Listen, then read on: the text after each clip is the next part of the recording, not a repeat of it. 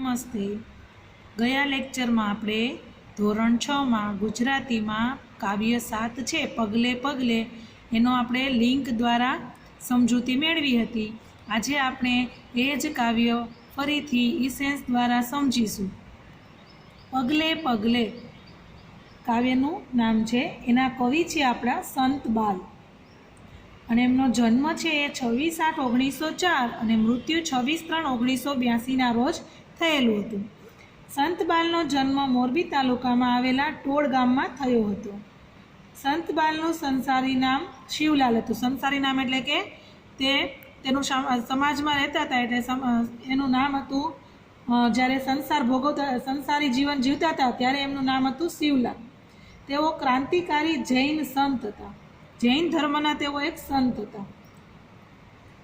તેમણે જૈન ધર્મ, ભારતીય દર્શનો તેમજ આધ્યાત્મિક વિષય વિપુલ સાહિત્ય સર્જન કર્યું હતું. તેમણે જૈન ધર્મમાં તથા ભારતીય દર્શનમાં ઘણું બધું સાહિત્ય લખેલું હતું. સમાજ ઘડતરના કાર્યો કર્યા હતા. સારા એવા એમને સમાજ કાર્યો કર્યા હતા. તેમની પ્રેરણાથી ગુજરાત અને મહારાષ્ટ્રમાં કેટલીક સંસ્થાઓ મુનિશ્રીના આદર્શ પ્રમાણે કાર્ય કરી રહી છે. સર્વધર્મ પ્રાર્થના, વિશ્વ વાત્સલ્ય મહાવીર, બ્રહ્મચર્ય સાધના, ધર્માનુબંધ, વિશ્વ દર્શન જેવા 10 પુસ્તકો તેમણે આપ્યા છે. આપણને ખૂબ જ સરસ એવા 10 પુસ્તકો છે એ આ સંત બાલે આપેલા છે. અને આ કાવ્ય છે એ શૌર્ય ગીત છે, કૂચના ગીત એટલે કે શૌર્ય એટલે કે એમાં જે વીરતા દેખાય છે એવું ગીત છે. કવિએ ડગલે ડગલે આગળ વધવાનું કહ્યું છે આપણને આ કાવ્યમાં. જીવનના માર્ગમાં મુશ્કેલીઓ આવે તેનો આપણે સામનો કરી અને જીવન પથને ઉજાવવા, એટલે આપણે જીવન પથ છે, આપણો જીવનનો રસ્તો છે, એને આપણે પાર કરવાનો છે. હવે આપણે કાવ્યની સમજૂતી જોઈએ. પહેલાં તો આપણે કાવ્યનો રાગ શીખી લઈએ, ત્યાર પછી આપણે કાવ્યની સમજૂતી જોઈશું. કવિતા 7 પગલે પગલે. વિદ્યાર્થી મિત્રો, તમે કરો રમકડા કૂચ કદમ કવિતા સાંભળી છે પણ અત્યારે ભૂલી ગયા છો એમ ને? ચાલો ત્યારે કરો રમકડા કૂચ કદમ કવિતા જોઈએ.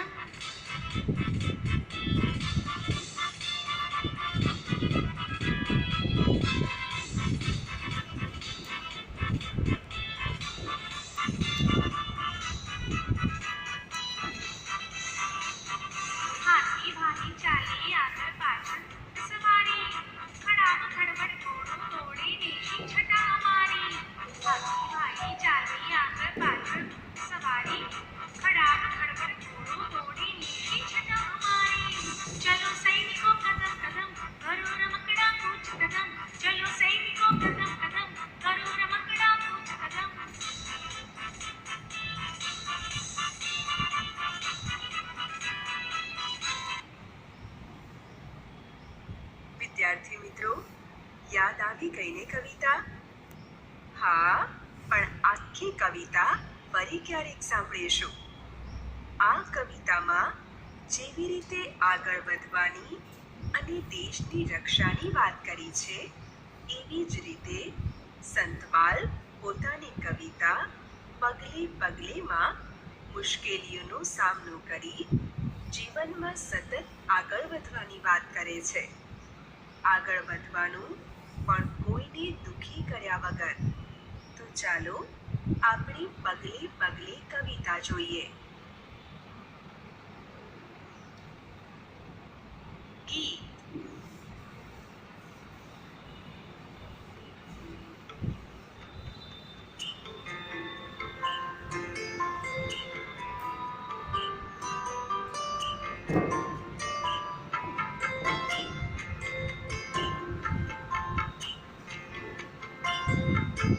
પગલે પગલે સાવધ રહીને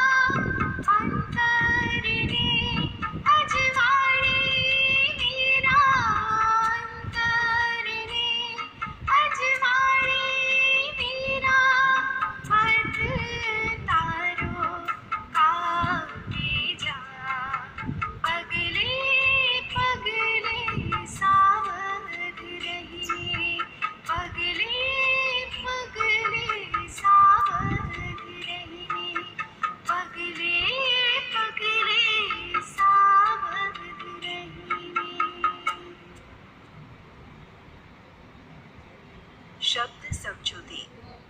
વિદ્યાર્થી મિત્રો, હવે કવિતામાં વપરાયેલા કેટલાક શબ્દોના અર્થ મેળવીએ. સાવધ એટલે સાવધાન, પ્રેમળતા એટલે પ્રેમ ભાવ, અંતર એટલે મન, કંકર એટલે કાંકરા, ખાંડો એટલે તલવાર, ધૈર્ય એટલે ધીરજ, દુર્ગમ એટલે મુશ્કેલ અને પંથ એટલે રસ્તો.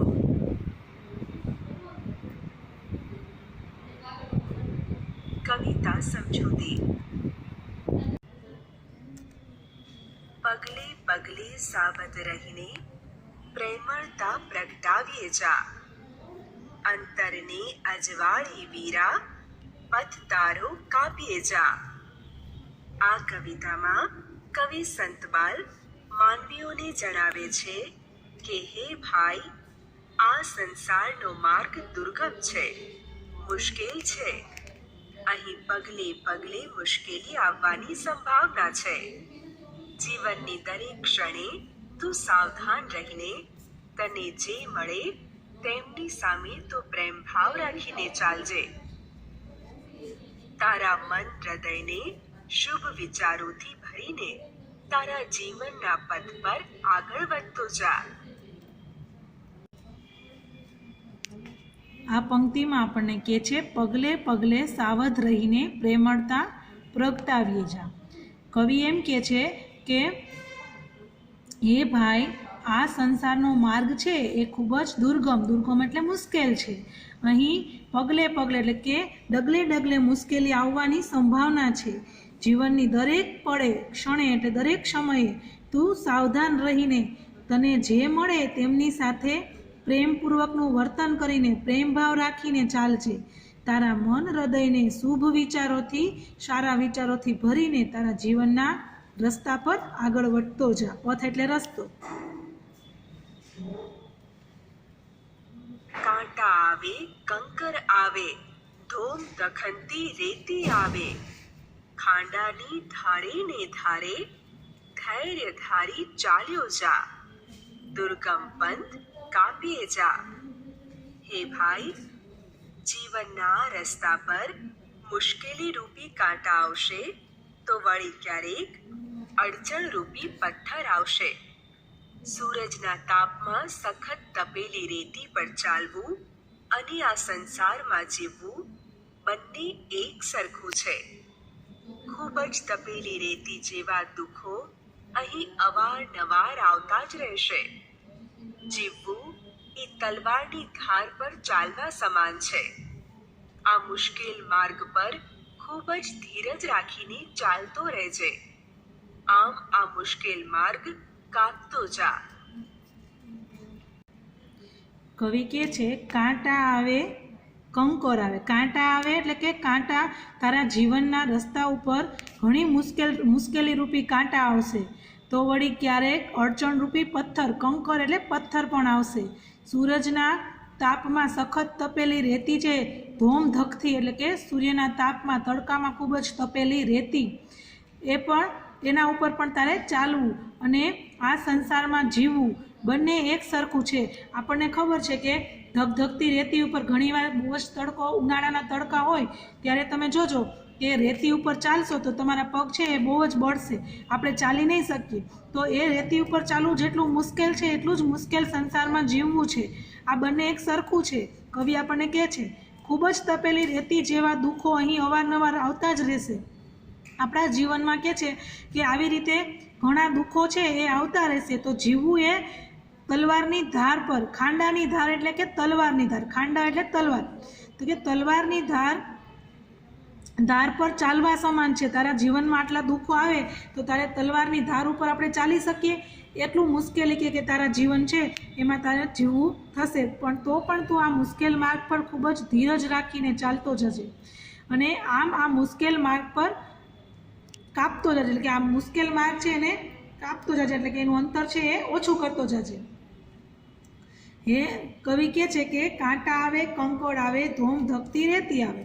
કે તારા જીવનની અંદર કાંટા, તારા જીવનની અંદર મુશ્કેલી રૂપી કાંટા આવે કે મોટા મોટા પથ્થરો આડા કે મુશ્કેલી રૂપી પથ્થર આવે કે જેમ કે ગરમ રેતી ઉપર ચાલવું અઘરું છે એવી જ રીતે તારા જીવનમાં કે જે સંસારમાં રહેવું છે એ સંસારમાં રહેવું અને ગરમ રેતી ઉપર ચાલવું એ બધું સમાન છે કે છે. એવી રીતે કે ખાંડાની ધારે એટલે કે તલવારની ધારે ધારે ચાલવું એ પણ ખૂબ જ મુશ્કેલ છે. તો કે તારા જીવનમાં ધીરજ રાખી અને તું ચાલતો રહેજે કે અને તારો રસ્તો કાપતો રહેજે. હિંમત તારી ખોતો ના, સ્વાર્થ સામે જોતો ના, શિસ્ત શાંતિ ને સેવાનો તું પાઠ સૌને આપે જા. દુર્ગમ પંથ કાપે જા. સુખ દુઃખ, ચડતી પડતી, માન અપમાન વગેરે આ જીવનમાં આવતા જ રહેશે. આ જીવન માર્ગ પર ચાલવા તારી હિંમતની ખૂબ જ જરૂર પડશે. કોઈ પણ સંજોગોમાં તું તારી હિંમત ખોતો નહીં. તારું જીવન માત્ર તારા માટે નથી, એ બધાના માટે છે. કોઈ પણ પ્રકારના સ્વાર્થ સામે જોઈશ નહીં. તારું જીવન શિસ્ત, શાંતિ અને લોકસેવાથી ભરી દે છે, જેથી તારું જીવન જોઈને લોકોને બોધપાઠ મળી રહે. આ મુશ્કેલ રસ્તા પર આગળ વધતો જા. શું કહે છે કે કવિ, હિંમત તારી ખોતો ના, સ્વાર્થ સામે જોતો ના, શિસ્ત શાંતિને સેવાનો તું પાઠ સૌને આપીએ છે, દુર્ગમ પંથ કાપીએ છે. હવે જો હિંમત તારી ખોતો ના કે સુખ દુઃખ આવે, ચડતી પડતી આવે, માન અપમાન વગેરે આ જીવનમાં આવવાના જ છે. તો કે તારે આ જીવનના માર્ગ પર ચાલવા હિંમતની જરૂર પડશે, ખૂબ જ હિંમત રાખવી પડશે. કે કોઈ પણ સંજોગોમાં તું તારી હિંમતને ખોતો નહીં. તારા જીવનમાં કોઈ પણ જાતની મુશ્કેલી આવે, સુખ દુઃખ આવે, ચડતી પડતી આવે, માન અપમાન ક્યારેક થાય, તો તારે તારું હિંમત ખોવાની નથી. તારું જીવન માત્ર તારા માટે નથી, એ બધાના માટે છે. કોઈ પણ પ્રકારના સ્વાર્થ સામે તું જોયા વગર તારું જીવન શિસ્ત, શાંતિ અને લોકસેવાથી ભરી દેજે. જો કે છે ને, સેવાનું તો પાઠ સૌને આપીએ છીએ, એટલે કે તારા જીવનની અંદર શિસ્ત, શાંતિ અને લોકસેવા ભરી દે છે, જેથી તારું જીવન જોઈને લોકોને બોધ મળે કે કંઈક એમાંથી શીખવા મળે અને આ મુશ્કેલ રસ્તા પર આગળ વધતો જા. જો આ કાવ્યની સમજૂતી આપણે ખૂબ જ સરસ રીતે જોઈ. હજી આપણે આગળ એમની વ્યાકરણને પ્રશ્નોને જોઈએ એ પહેલાં તમારે આ પાઠના પ્રશ્ન જવાબ છે, હું આ જે સ્વાપોથીના ફોટા મોકલું છું એમાંથી જોઈ તમારે તમારી સ્વાપોથીમાં સારા અક્ષરે લખી લેવાનું છે. આજનું હોમવર્ક છે, સ્વાપોથીમાં તમારે પ્રશ્નો મોકલું એ લખવાના છે, બરાબર? અને આ કાવ્યની સમજૂતી છે એ જ કાવ્યનો ભાવાર્થ છે, એટલે તમે ભાવાર્થ કહો તો પણ એ જ અને સમજૂતી કહો તો પણ એ જ. આપણે બે વિડીયામાં કાવ્યની સમજૂતી અને ભાવાર્થ છે એ જોઈ લીધો છે. હવે આપણે જોઈએ એના પ્રશ્નો. રૂઢિપ્રયોગ અર્થ અને વાક્ય પ્રયોગ. વિદ્યાર્થી મિત્રો, હવે કવિતામાં વપરાયેલા રૂઢિપ્રયોગ જોઈએ અને અર્થ જાણી તેનો વાક્યમાં પ્રયોગ કરીએ. પંથ કાપવો એટલે રસ્તે આગળ વધવું. તેનો વાક્યમાં પ્રયોગ કરીએ તો ગંગામાએ હિંમતથી જીવન પંથ કાપ્યો. બીજો રૂઢિપ્રયોગ છે ખાંડાની ધારે ચાલવું. તેનો અર્થ ખૂબ જ મુશ્કેલ માર્ગ પર ચાલવું થાય. અને વાક્ય પ્રયોગ સંત પુરુષો ખાંડાની ધારે ચાલ્યા છે એવું કરી શકાય. પાઠ આપવો રૂઢિપ્રયોગનો અર્થ બોધ કે સંદેશો આપવો થાય અને મહાત્મા ગાંધીએ સૌને અહિંસાનો પાઠ આપ્યો છે એવો વાક્ય પ્રયોગ કરી શકાય. પ્રશ્નોના ઉત્તર આપો. 1. કવિ હિંમત ખોવાની શા માટે ના પાડે છે? ઉત્તર: જીવનનો માર્ગ દુઃખ, પીડા અને મુશ્કેલીઓથી ભરેલો છે. તેમની સામે ટકી રહેવા હિંમત જ ઉપયોગી થઈ પડે છે. માણસ જો હિંમત ખોઈ બેસે તો એ જીવન માર્ગ પર આગળ વધી જ ન શકે. આથી કવિ હિંમત ખોવાની ના પાડે છે. 2. કવિ પ્રેમળતા પ્રગટાવવાનું શા માટે કહે છે?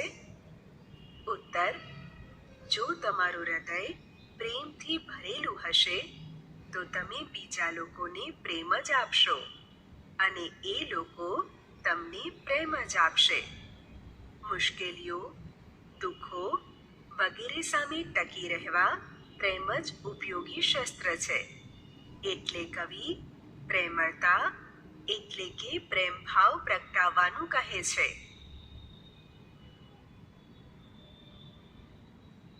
વિરુદ્ધાર્થી શબ્દ લખો. વિદ્યાર્થી મિત્રો, હવે કવિતામાં વપરાયેલા કેટલાક શબ્દોના વિરુદ્ધાર્થી શબ્દો મેળવીએ. સાવધનો વિરુદ્ધાર્થી શબ્દ છે અસાવધ. અજવાળું સામે અંધારું. પ્રેમ શબ્દનો વિરોધાર્થી નફરત, દુર્ગમ શબ્દનો સુગમ અને સ્વાર્થ સામે પરમાર્થ આવશે.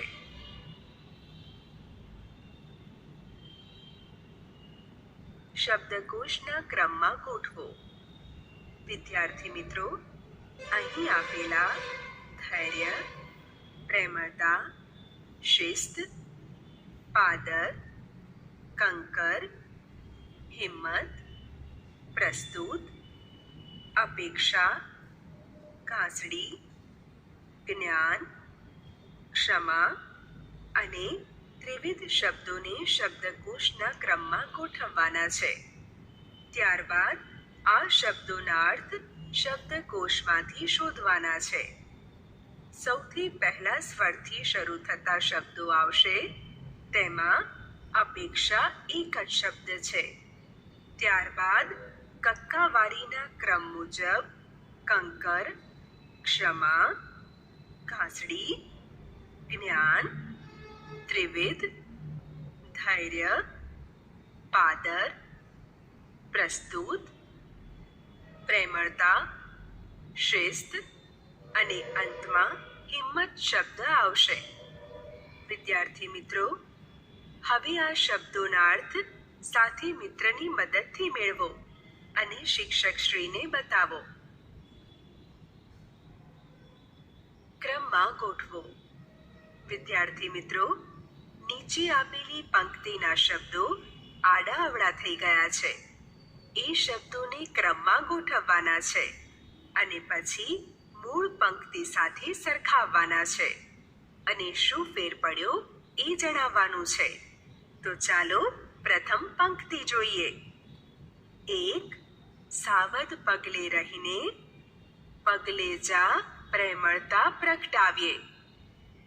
હવે કવિતાની મૂળ પંક્તિ અહીં મૂકી જોઈએ. પગલે પગલે સાવધ રહીને પ્રેમળતા પ્રગટાવીએ જા. આમ તો પદક્રમના ફેરફારથી પંક્તિના અર્થમાં કોઈ ફેર પડતો નથી, પરંતુ અર્થ સમજવામાં થોડી વાર લાગે છે. બીજી પંક્તિ જોઈએ. 2. ના તારી ખોતો હિંમત જોતો સ્વાર્થ સામે ના. મૂળ પંક્તિ જોઈએ. હિંમત તારી ખોતો ના, સ્વાર્થ સામે જોતો ના. અહીં પણ પદક્રમના ફેરફારથી કોઈ ફેર પડતો નથી. કોષ્ટકમાંથી સમાનાર્થી શબ્દો શોધો. મિત્રો, હવે એક સરસ કામ કરવાનું છે, જેમાં જ્ઞાન સાથે ગમ્મત પણ મળી રહેશે. જુઓ, અહીં કેટલાક શબ્દો આપેલા છે. આ શબ્દોના સમાનાર્થી શબ્દો કોષ્ટકમાંથી શોધવાના છે. પહેલા આપણે શબ્દો જોઈએ. સભર, પંથ, સ્તંભ, આજીજી, નિર્ભય, ચોર, ઉર, સ્મિત અને કંચન.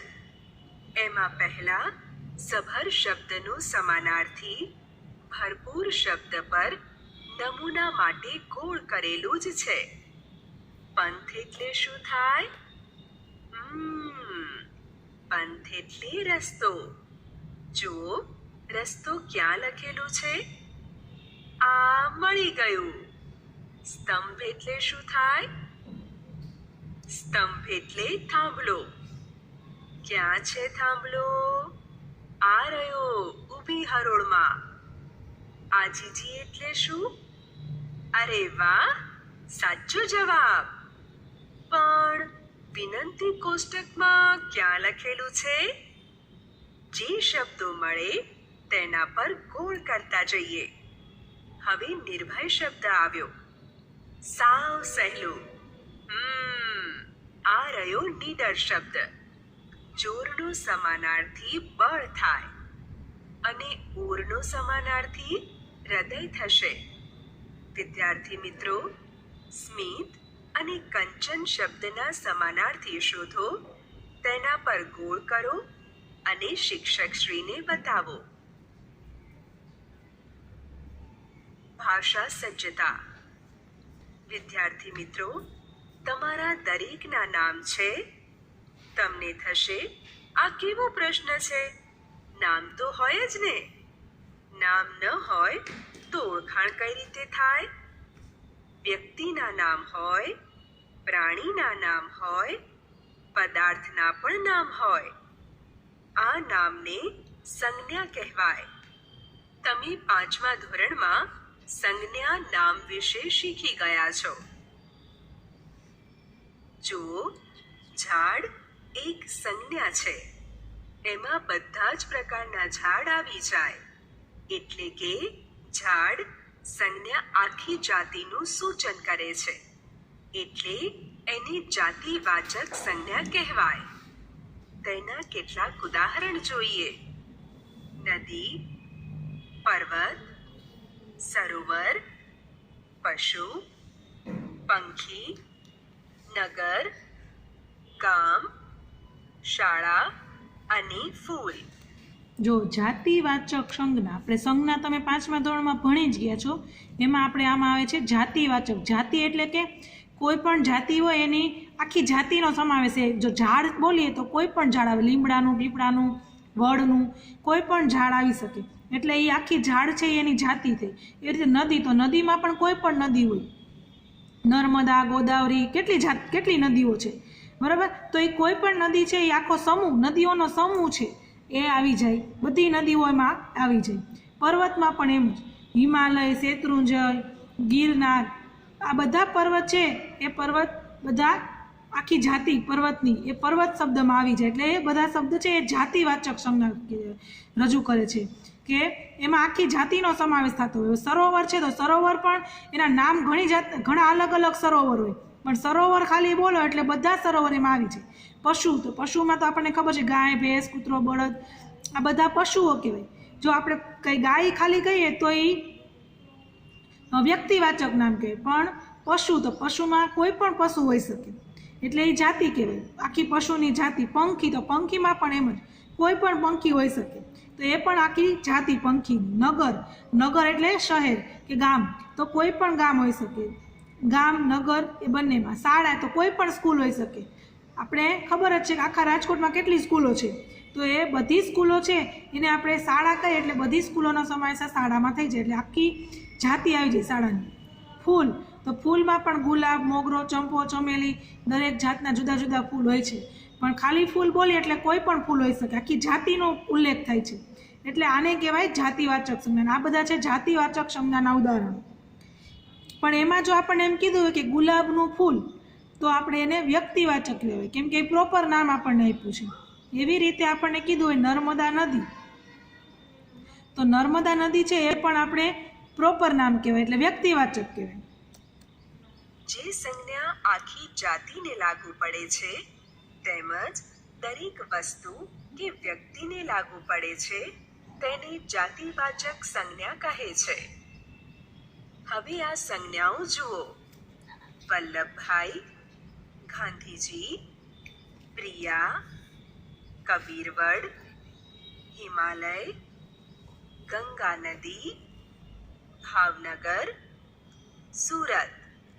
આ બધી સંજ્ઞાઓ ચોક્કસ વ્યક્તિ તથા ચોક્કસ સ્થળની ઓળખ આપે છે. એટલે કે તે નામથી ઓળખાતી એક વ્યક્તિ અથવા એક સ્થળને જ લાગુ પડે છે. આ ઉપરથી એમ કહી શકાય કે જે સંજ્ઞા એ નામથી ઓળખાતી એક વ્યક્તિને કે વસ્તુને જ લાગુ પડે છે તેને વ્યક્તિવાચક સંજ્ઞા કહે છે. જો મેં કીધું એમ જાતિવાચકમાં આખી જાતિનો ઉલ્લેખ થાય અને વ્યક્તિવાચકમાં પ્રોપર નામ જ આપેલું હોય. વલ્લભભાઈ, ગાંધીજી, પ્રિયા, કબીરવડ, હિમાલય, ગંગા નદી, ભાવનગર, સુરત, આ આપણને પરફેક્ટ એક નામ આપી દીધું છે, એટલે એ કહેવાય વ્યક્તિવાચક સંજ્ઞા. જે સંજ્ઞા છે એ નામથી ઓળખાતી કોઈ પણ એક વ્યક્તિ કે વસ્તુને જ લાગુ પડતી હોય એને વ્યક્તિવાચક સંજ્ઞા કહેવાય. માત્ર એક જ વસ્તુ માટે કે વ્યક્તિ માટે એનો ઉલ્લેખ થયો હોય એને વ્યક્તિવાચક સંજ્ઞા કહેવાય. વિદ્યાર્થી મિત્રો, પાઠ્યપુસ્તકમાંથી આવી વ્યક્તિવાચક અને જાતિવાચક સંજ્ઞાઓ શોધી લખો અને શિક્ષક શ્રીને બતાવો.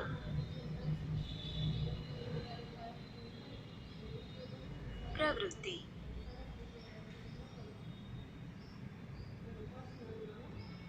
ગાંધીજી, વલ્લભભાઈ, શિવાજીના બાળપણના પ્રસંગો મેળવી વર્ગમાં રજૂ કરવા.